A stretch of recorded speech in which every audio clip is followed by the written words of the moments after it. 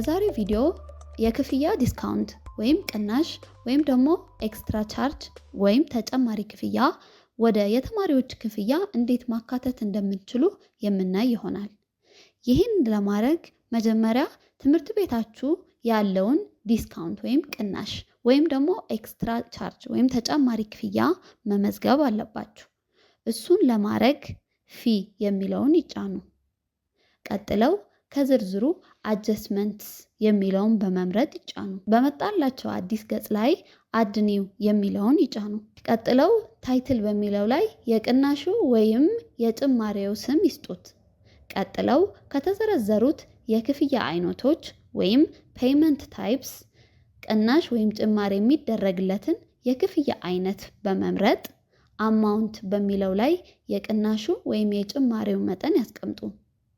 ቅናሹ ወይም ጭማሪው በፐርሰንት ከሆነ ቁጥሩ አማውንት ላይ በማስገባት ኢዝ ሬት የሚለውን ኦን ያደርጉት። ልብ በሉ የሚመዘግቡት ኤክስትራ ቻርጅ ወይም ጭማሪ ከሆነ ካረግናቸው ነገሮች በተጨማሪ ኢዝ ኤክስትራ ቻርጅ የሚለውን ኦን ማድረግ ይጠበቅባቸዋል።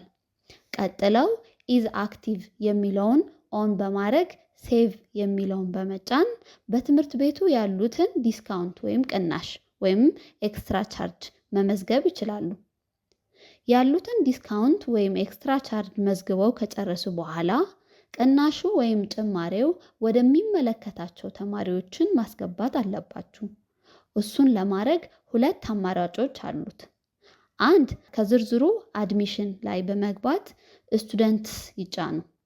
ቀጥለው ዲስካውንት ወይም ኤክስትራ ቻርጅ የሚያስፈልገውን ተማሪ ሰርች ላይ በስም ወይም በስቱደንት አይዲ ይፈልጉ። ካገኙት በኋላ 3 ነጥቦችን በመንካት ኢዲት የሚለውን በመጫን ዲስካውንት የሚለው ላይ ከተዘረዘሩት የዲስካውንት አይነቶች አንዱን በመምረጥ አፕዴት ያድርጉት። ሌላኛው ደግሞ ስፔሻሊ በብዛት ዲስካውንት ወደ ተማሪዎችን ማስገባት ከፈለጉ ደግሞ ማስ አፕዴት መጠቀም ይችላሉ። ማስ አፕዴት እንዴት ማድረግ እንደሚችሉ ማስ አፕዴትን የሚመለከት ራሱ የቻለ ቪዲዮ ስላለ እሱን ይመልከቱ።